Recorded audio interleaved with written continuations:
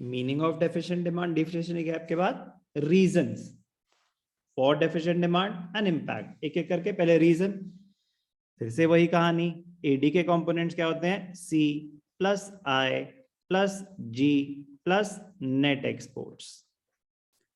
अब deficient demand है opposite of excess demand, तो जो एक्सेस डिमांड के रीजंस थे ऑलमोस्ट उनके ऑपोजिट क्या होंगे, रीजंस फॉर डेफिशिएंट डिमांड। तो समझोगे तो अपने आप क्रिएट कर पाओगे।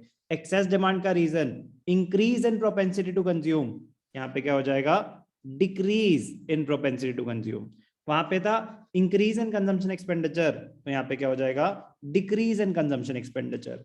वहां पे थे डिक्रीज इन टैक्सेस, यहाँ पे थे इंक्रीज इन टैक्सेस। टैक्सेस बढ़ जाएंगे, आपके डिस्पोजेबल इनकम कम हो जाएगी, आप कम स्पेंड कर पाएंगे।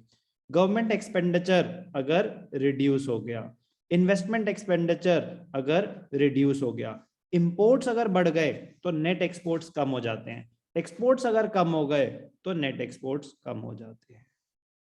तो कोई भी आपका कंपोनेंट गिरा तो क्या होगा, डेफिशिएंट डिमांड। तो reasons for deficient demand clear?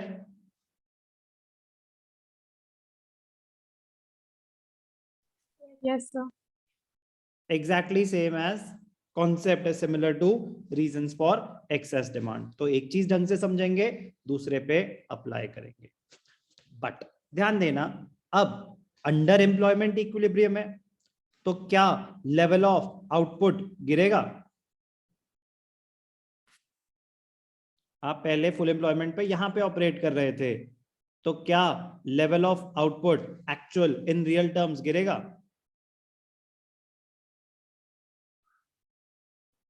बोलो।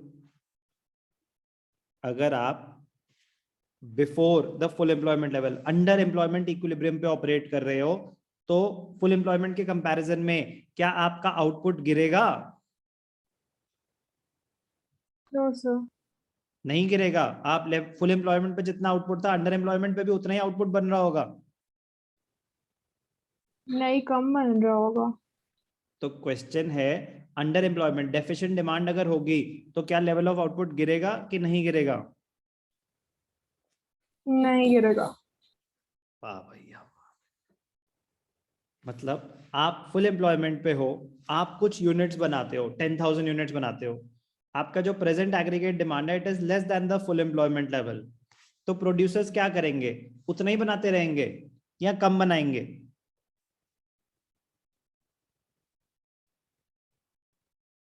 फुल एम्प्लॉयमेंट आउटपुट था 10,000 units, but present aggregate demand है 8,000 यूनिट्स की, तो प्रोड्यूसर्स क्या करेंगे, 10,000 यूनिट्स ही बनाते रहेंगे या 8,000 बनाएंगे?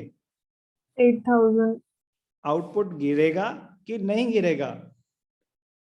गिरेगा सर। पक्का लॉक किया जाए? Yes sir. गिरेगा, बिल्कुल गिरेगा, क्योंकि डेफिशिएंट डिमांड है, आपकी इन्वेंट्री बढ़ती जा रही है, बढ़ती जा रही है, तो आप क्या करोगे, आप इन फ्यूचर कम बनाओगे, तो प्लान्ड आउटपुट कम हो जाएगा, तो गिरेगा। आउटपुट कम होगा, आउटपुट कम करने के लिए एज अ प्रोड्यूसर आप क्या करोगे, you will lower the use of factors of production. Yes sir.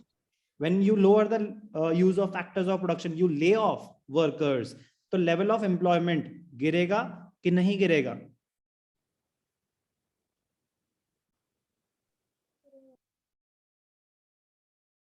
Anushka, level of employment गिरेगा कि नहीं गिरेगा? गिरेगा सर। गिरेगा, तो आउटपुट गिरेगा, एम्प्लॉयमेंट गिरेगा, और प्राइस लेवल, अगर सामान नहीं बिक रहा और आप प्राइसेस चेंज कर सकते हो, तो एज अ प्रोड्यूसर आप अपने प्राइसेस कम करोगे गुड्स के, यस सर। प्राइस लेवल भी गिरेगा। तो इसका इम्पैक्ट इंटरेस्टिंग था but easy. Logical impact, affect on output due to lack of sufficient aggregate demand, there will be an increase in inventory, stock बढ़ना शुरू हो गया, it will force the firms to plan lesser production for the subsequent period, as a result planned output will fall, तो output गिरेगा। effect on employment, deficient demand causes involuntary unemployment in the economy due to fall in planned output, unemployment बढ़ेगी, level of employment गिरेगा। Price level गिरेगा. Deficient demand causes general prices to fall due to lack of demand for goods and services in the economy. But sir क्या हुआ उसका? Prices remain constant. Equilibrium के assumption है, हम यहाँ पे इक्विलिब्रियम नहीं कर रहे हैं, डिफरेंट सिचुएशंस एनालाइज कर रहे हैं. इंपॉर्टेंट है reasons and impact of excess deficient demand.